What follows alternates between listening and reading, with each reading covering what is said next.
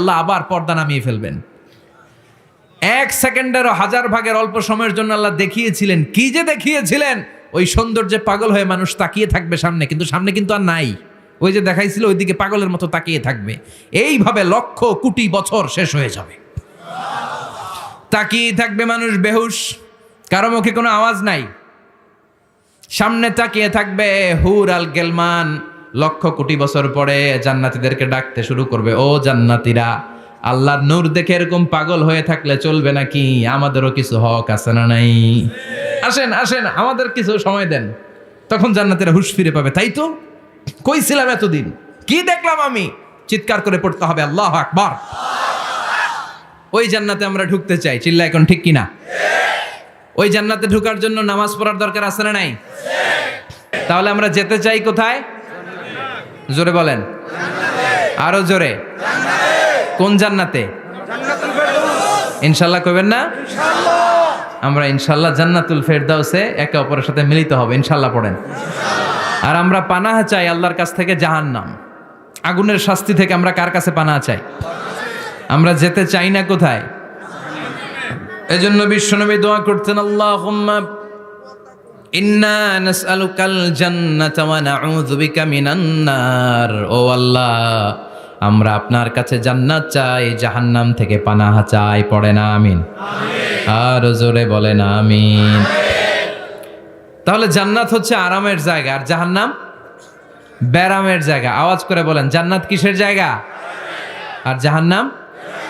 যেখানে আছে শুধু কষ্ট, যেখানে আছে শুধু দুঃখ, যেখানে আছে শুধু জ্বালা আর যন্ত্রণা, যেখানে আছে শুধু চিৎকার, যেখানে আছে শুধু আগুনের লেলিহান শিখা, যেখানে আছে শুধু আযাব আর আযাব আর আযাব। জোরে বলেন ঠিক কিনা? বিশ্বনবী বলেন, নারুকুম হাযিহিল্লাতী তুকিদুন জুজউন ওয়াহিদ মিন 70 জুজ মিন নারি জাহান্নাম। যে আগুন দিয়ে, গ্যাসের চুলার যে আগুন দিয়ে ঘরের মধ্যে তোমরা রান্নাঘরে তরকারি পাকাও, ও উম্মতেরা জেনে রেখো, জাহান্নামের আগুন কিন্তু ওই আগুন না।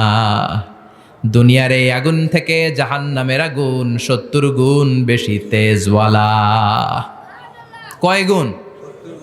70 গুণ। দুনিয়ার আগুনই তো আমরা সহ্য করতে পারি না। দুনিয়ার আগুন সহ্য করা যায়? রান্না করার সময় গরম তেল হাতে পড়লে সহ্য করা যায়? ফুসকা পড়ে যায়। মোমবাতির উপরে আঙ্গুল ধরে রাখা যায়? কথা কন।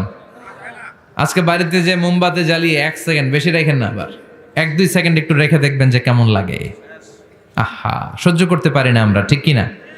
অসম্ভব। হসপিটালের বার্ন ইউনিটে গেলে দেখবেন যারা আগুনের রোগী, চামড়াগুলো একেবারে ঝলসে যায়, একেবারে চাপসে যায়।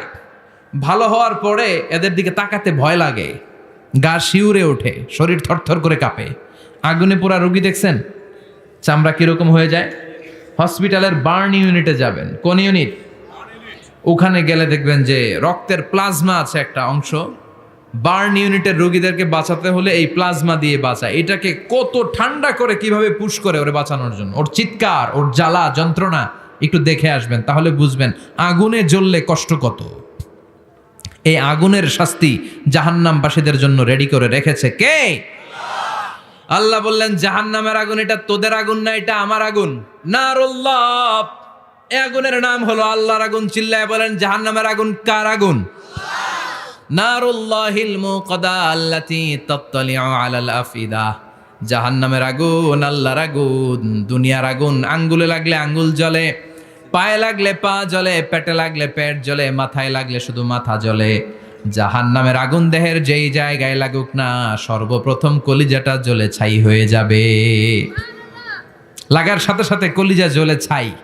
জাহান্নামে সবচাইতে নরম আরামদায়ক শাস্তি দেয়া হবে বিশ্বনবীর চাচা আবু তালেবকে। নাম শুনছেন?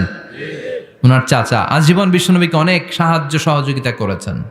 এজন্য ওনার শাস্তিটা হবে জাহান্নামের সবচাইতে হালকা এবং পাতলা। হাদিসে এসেছে, ইউদাউ ফি আখমাসি কাদামাইহি জামরাতান। তার পায়ের নিচে 2টা জাহান্নামের জুতা পরিয়ে দেয়া হবে। ফায়াগলি বিহি দিমাগু। ওই জাহান্নামের জুতার আগুনের উত্তাপে তার মাথার মগজগুলো গলে গলে নাকের ছিদ্র আর কানের ছিদ্র দিয়ে টপ টপ করে বেয়ে বেয়ে পড়বে। এটা হচ্ছে সবচেয়ে সহজতম শাস্তি জাহান্নাম। আমরা কি ওই জাহান্নামে যেতে চাই? কথা বলেন।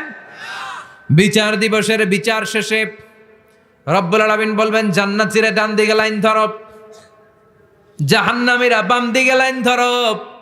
জান্নাতীরা স্লোগান আর তাকবীর দিতে দিতে ডান দিকে লাইন ধরবে, কারণ তারা যাবে জান্নাতে। কিন্তু জাহান্নামীদের চিৎকার আর দেখে কে? রব্বুল আলামিন বলেন ওয়ামতাজুল ইয়াউমা আইয়ুহাল মুজরিমুন,